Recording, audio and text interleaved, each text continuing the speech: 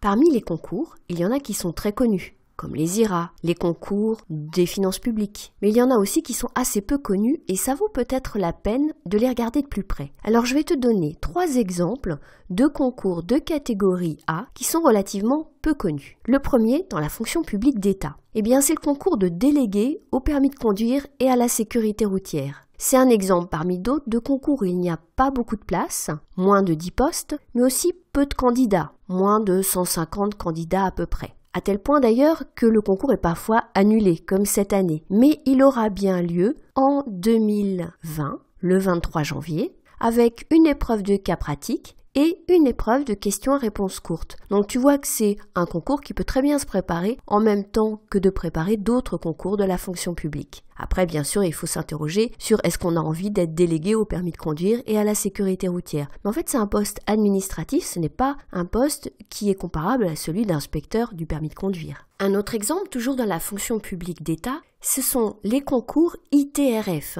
les concours d'ingénieurs et de personnel technique dans la recherche et la formation. C'est des concours organisés par le ministère de l'Enseignement supérieur et de la Recherche pour recruter des personnes qui ne sont justement pas ni des enseignants ni des chercheurs. Alors il y a un peu tous les métiers qui sont classés selon des branches d'activité. Tu as une branche d'activité administrative, mais tu as aussi la communication par exemple. Et c'est un concours qui est organisé une fois par an avec une liste de postes, en fait 3 listes pour les catégories A, B ou C. Pour avoir plus de détails sur ce concours, je te propose d'aller sur un espace de travail sur Slack. Je te mets le lien en description de ce podcast et sur cet espace, tu vas pouvoir trouver dans la rubrique ressources un certain nombre d'informations sur ces concours ITRF. Alors ces concours ITRF, ils sont quand même connus par les personnes qui sont déjà en poste, c'est-à-dire pour les personnes qui sont par exemple en catégorie B qui seraient intéressées pour passer en catégorie A, donc par le concours interne, mais également pour les contractuels. Par contre, les concours externes, et il y en a, des postes proposés aux concours externes, sont assez peu connus. Les postes même peuvent être en université, dans des grandes écoles, et on a la liste précise des postes. Donc c'est intéressant parce que on postule sur un poste, on sait exactement lequel. Les épreuves de concours sont organisées pour ce qui est de la catégorie A au niveau national, c'est-à-dire que l'épreuve d'admissibilité, c'est un dossier que l'on renvoie. Et ensuite, des épreuves d'admission qui sont organisées au niveau local. Je te renvoie donc sur Slack pour plus de précision. Et si tu es intéressé, regarde rapidement parce que la période d'inscription à ces concours s'arrête le 30 avril. Quand tu vois le dossier qu'il faut remettre pour participer aux épreuves d'admissibilité, c'est pas le 30 avril que tu peux le faire. Il faut prévoir plusieurs jours, voire plusieurs semaines. Heureusement, tu as des guides bien faits d'une association qui s'appelle Parfaire et tu les trouveras également sur Slack. Alors encore un exemple de concours assez peu connu, c'est le concours de la fonction publique hospitalière, le concours d'attaché, qui correspond au concours d'attaché d'administration de l'État pour la fonction publique d'État. Il y a assez peu de candidats, peut-être pour des raisons de rémunération, mais je crois qu'il y a eu des modifications récentes sur ce plan-là. Mais en tout cas, c'est un concours où les organisateurs, en fait, cherchent des candidats et ne remplissent pas tous les postes. Donc pourquoi pas regarder ce concours d'attaché de la fonction publique hospitalière. Enfin, dans la fonction publique territoriale, on a également des concours peu connus. Peu connus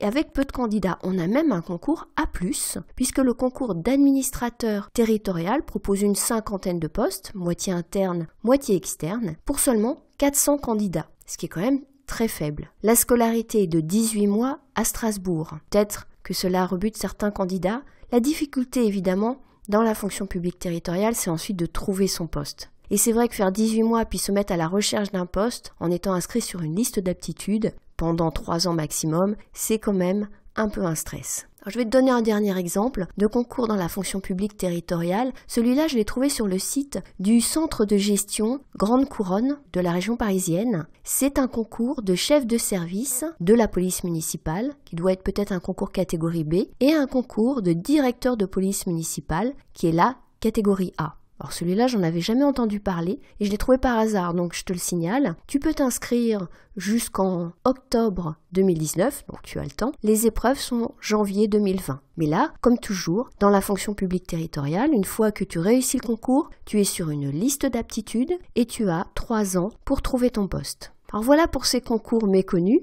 ou peu connus. Tu trouveras plus d'informations sur l'espace partagé dont je t'ai déjà parlé sur Slack, donc n'hésite pas à regarder en description de ce podcast Tu trouveras un lien et ensuite il suffit d'enregistrer, c'est gratuit et tu pourras trouver des informations, des ressources et échanger avec d'autres candidats de la fonction publique. Il me reste à te souhaiter bonne chance pour les concours que tu prépares et puis à bientôt sur YouTube et à bientôt sur Slack.